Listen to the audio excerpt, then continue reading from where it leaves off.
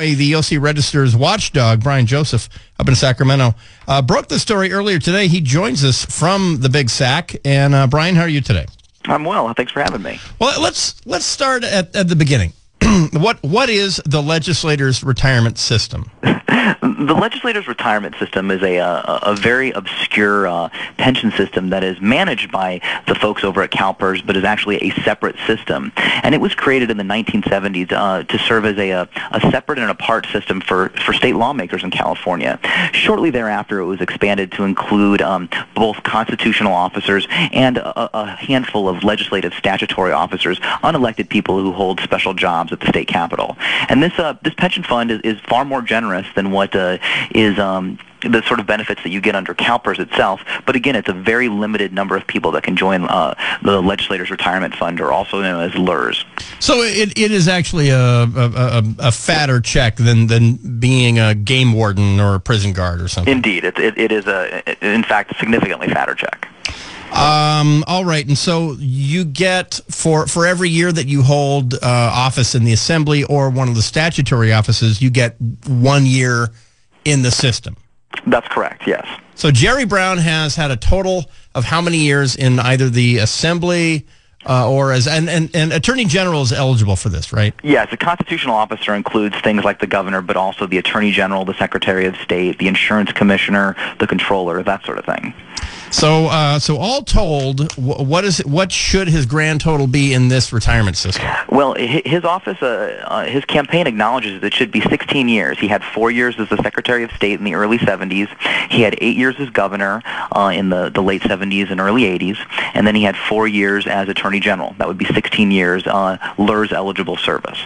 And now the deal is CalPERS cannot address the private information of individual members. However, I guess you're able to see demographically who people are without their name. There is a LRS, a legislative retirement system member, identified as 65 years or older. Yes. With 25 to 29 years of service and a salary of $184,301. CalPERS won't talk about specific members, but you boil it down to either him or Jack O'Connell, who was 72, former state superintendent of education. So by default, it sort of boils down to that this is probably they're referring to Jerry Brown. Well, yes, it's over 65. That exact salary, $184,301, has only been given to two elected state officials in California, Jack O'Connell or Jerry Brown.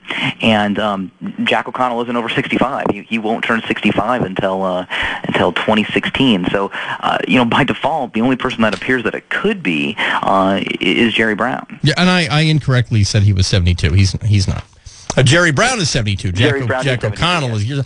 Okay, but here's the bottom line, folks. Here's what you've heard so far. Jerry Brown, we can account for 16 years, and his campaign agrees that it should be 16 years. The problem is the pension system is crediting him for 29 years. Well, 25 to 29 years. It sure appears that way, and even the campaign says that the person that appears to be Jerry Brown sure does look like Jerry Brown, but they can't figure out why he would have more than 16 years in the system. But according to the CalPERS actuarials, he's showing this person anyways is showing 25 to 29 years. So who actually credits it? Could it be simply a clerical mistake, or? It in theory could be, but I've been asking a lot of questions about this for quite some time, and I have not been. I've raised that possibility with them, and they've never responded to that issue. So I haven't been given any reason to believe that it's a clerical error. Well, now I've been watching his commercials. Jerry Brown, as we all know, is a man of extraordinary integrity and honesty, and I'm sure that. The line forms at Jerry Brown to get to the bottom of this. Has his campaign announced that he is going to put every man jack of them on getting an answer for us, or? They have not given that sort of statement to me. I mean, I've been asking them for several weeks now what the situation is with this, and they've been very polite, but they just haven't gotten to the bottom of it. And I did find out, having dealt with a couple other constitutional officers that I was researching, that there is a relatively easy way to get to the bottom of it. You can simply fill out some sort of form with CalPERS and ask for a summary of your service and how you derive that service credit and what it's worth. But evidently they haven't done that. They haven't given me any indication that they are.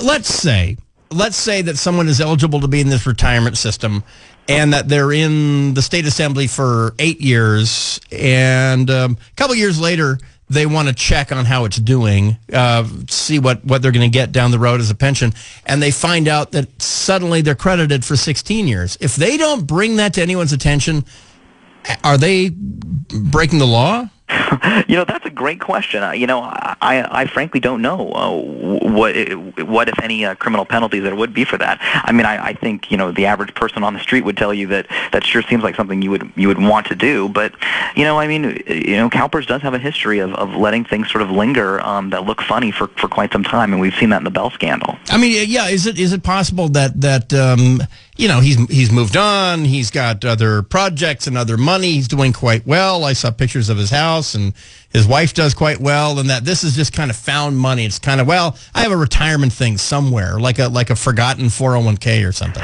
Oh, I certainly get the impression that it's not something that it's a big priority for him.